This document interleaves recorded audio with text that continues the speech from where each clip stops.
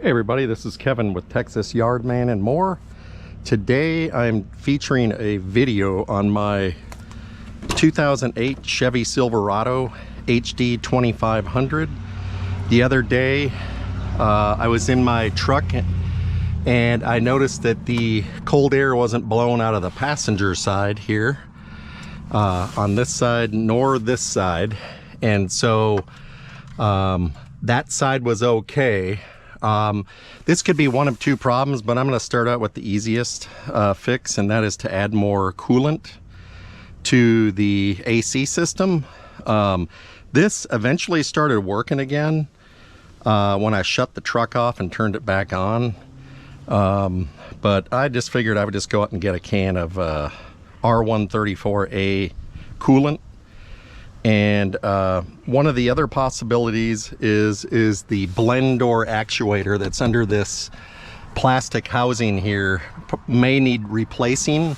Basically, that's just a valve door that opens and closes, and maybe by turning off the truck and turning it back on cause it to start working again. It's hard to say. It could be flaking out, and just wanted to show you how easy it is to put coolant in your truck. So we're going to come around to this side. So I went up to Walmart, picked up one of their large cans of coolant. It's got this hose that this part screws onto the canister. So you always want to try to make sure you're using the same type of canisters. I've got a couple other ones here that I picked up over the years, and it has a little stem in here, and I noticed this one is bent. I tried to screw it into this and nothing would come out.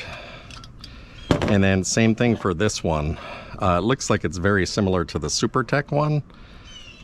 It's got a valve on this end, and then it's got the retractor on this end, and then it's got the gauge that's built in. So first thing we got to do is start the truck up. So we're going to come over here and start up the truck.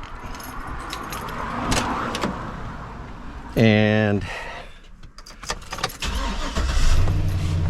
you want to make sure your AC is on. Mine is on, passenger as well as driver side. I can feel it blowing on me. You want to make sure your temperature is set to the coldest. This vehicle has two sides to control the temperature. You can control it from this side or this side.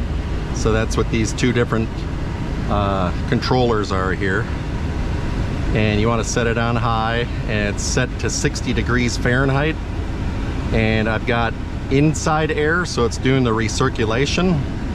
And then you also got outside air here. So we got it running.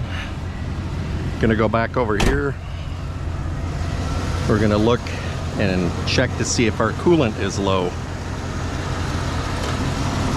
So you want to make sure you add your coolant to the low side. Here's the cap right here. You want to make sure you don't lose that. And then you got your valve connector right here. And then you're going to come in here very carefully. You can see this has a retractor on it.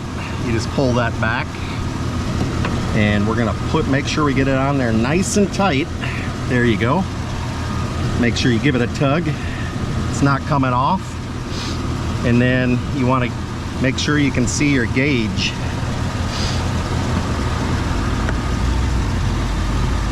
And right now it's sitting at about 38 psi. The upper end is about 55, so you're going to go ahead and turn your valve here, and you want to make sure that you turn your canister from 12 o'clock position to 3 o'clock while you're filling it. And so then you just simply push this down, and you can see that the gauge is going up, so I'm going to continue to push it. Let off. It's almost up to 40. You want to keep tilting it. See what it's at. It's almost up to 40 again, so we're gonna keep pressing it.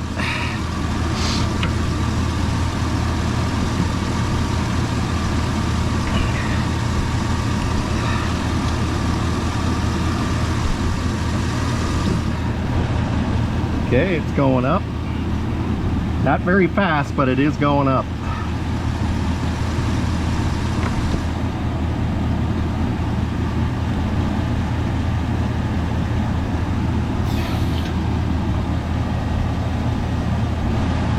It's almost there. I can feel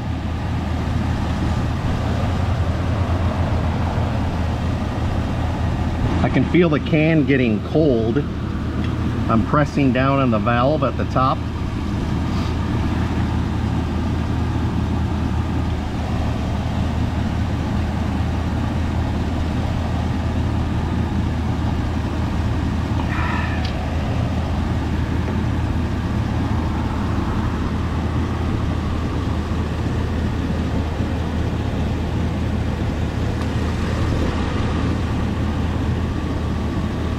And I can feel the can getting lighter, so I know coolant is going into it.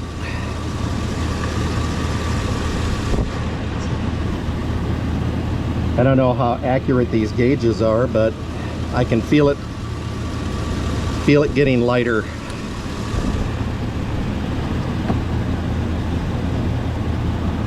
And I'm gonna keep pressing it.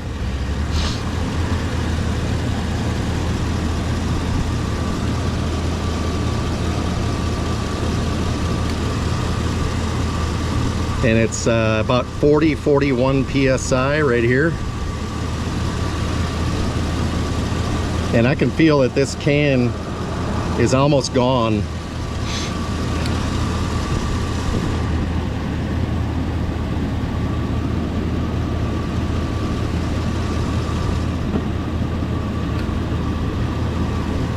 And I feel it, it's empty now. So we're gonna turn the valve to close, and we're gonna retract this here. And I'm shaking this can and it's empty. I'm surprised though that the gauge does not register higher though. Go ahead and put the cap back on. You're gonna screw that on there. Now we're gonna go inside. We're gonna see if there's any difference in the coolness of it.